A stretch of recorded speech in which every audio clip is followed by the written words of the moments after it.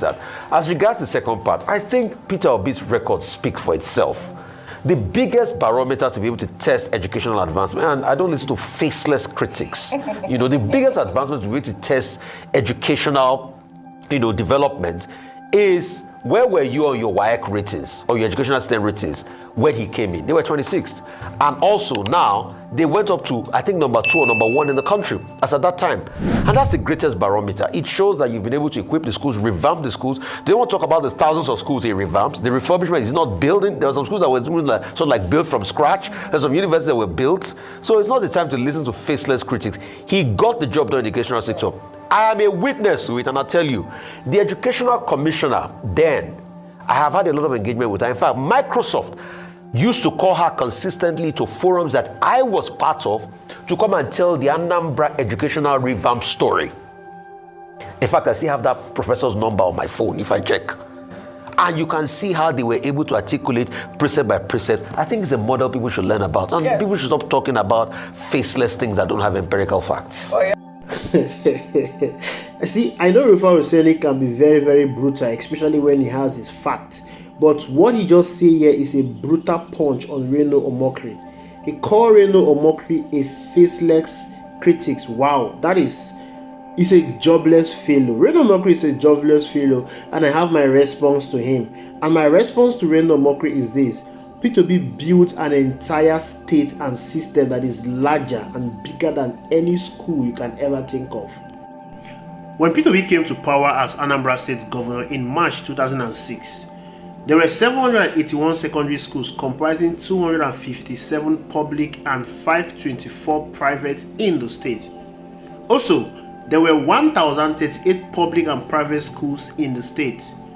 Apart from private schools, it is not on record that any government in Southeast Nigeria established new primary or secondary schools in the past 25 years. The reason is because the state in the region already have enough schools. What is needed is sound management. That is the right touch to be brought in his days. The number of secondary schools in Anambra in Obi's days was an average of 37.19 for each of the 21 LGAs and 49.42 primary schools in each. Anambra also has 16 tertiary institutions in the 21 LGAs. Among the tertiary institutions, 6 are public while 10 are private. All the public ones were there when Obi came to power, so he didn't need to waste resources to establish new schools. P2B was not in office to waste money and build more schools nobody needed to please social media jesters like Reno Omokri, but to grow and manage to efficacy the existing ones. Who doesn't give Obi credit for his prudence in the management of resources, apart from hack writers and commentators who work for their stomach infrastructure like Reno Omokri?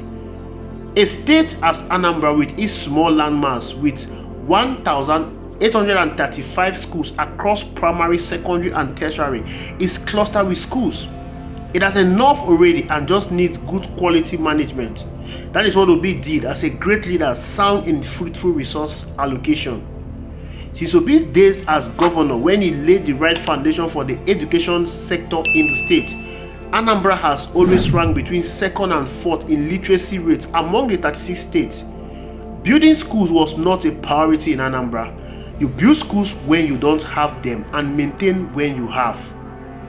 Youth literacy in Anambra, according to the Nigerian Bureau of Statistics (NBS) in 2010, was 92.8%, while adult literacy was 72.8%. Obi was governor between March 2006 and March 2014, and within this assessment period, it was in his days that Anambra rose 26 places from the 27th in education ranking among the 36 states to 1st position.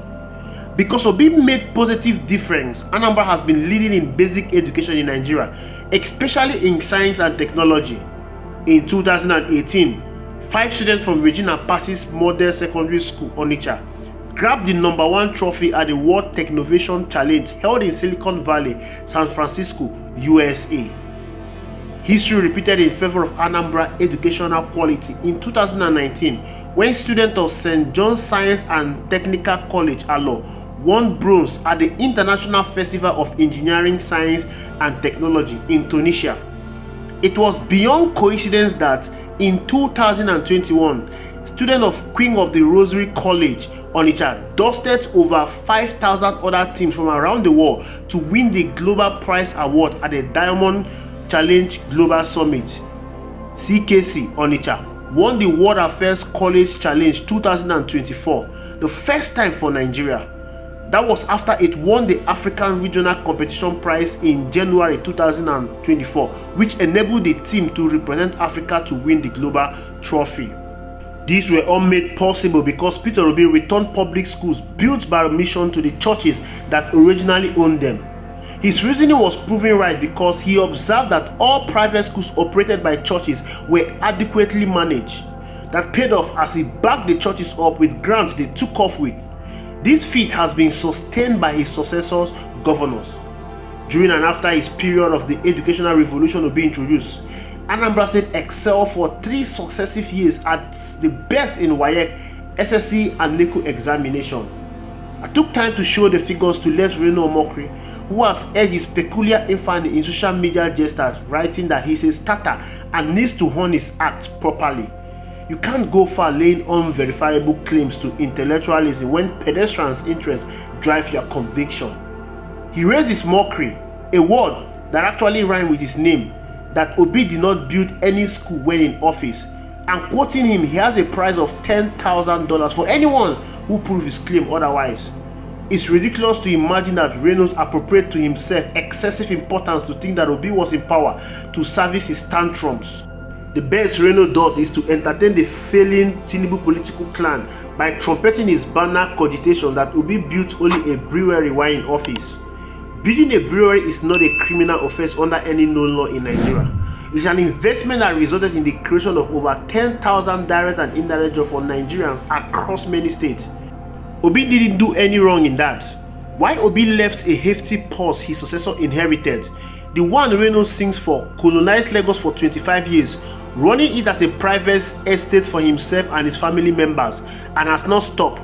As Obi left investment and cash in Anambra's coffers and in no debt, Tinubu, whom Reno championed his cause, left only debt. However, much as Tinubu's 8 years of supervising Lagos has no history of building a single school, he also didn't build a brewery like Obi did. We know the type of employment he created at CMS, TBS, and other bus stops where promising young men had the opportunity to ruin their futures. I align this Reno inanity to Tinubu's because he sings for him for his daily bread. A reason he left Obi he praised as Nigeria's best for years because Obi refused to be his victim. It is the same reason he deserted Atiku Abubakar when he didn't win the election or was rigged out. Reno is like the proverbial goat that follow always those that bear the palm fronds, quoting an Igbo adage. For the record, Muhammadu Buhari, the definition of failed leadership by all facets of rating, established 11 new federal universities between 2015 and 2023 and further approved 15 state universities through the National University Commission and 50 private universities. The federal universities span across military, maritime, medical and other fields. All the 25 public universities created or approved under his watch were plagued by the crippling ASU strike of his regime. However, by whatever means, Reno has exited his economic fugitive status to have a $10,000 unverifiable purse to stake for someone who gave him the name of a school Obi built. Since Buhari established 75 universities and his friend Reno assesses quality leadership by such tenets, he can give his coveted prize to his good friend Buhari. When writing is aimed only to fill the tummy, its importance lasts just as short as the period between the ingestion of the proceeds and the excretion of the waste from it. This is where Reno will rightly belong. Thank you very much for watching. Please ensure you like, subscribe, and drop your comment reaction in the comment box. I will see you in the next video.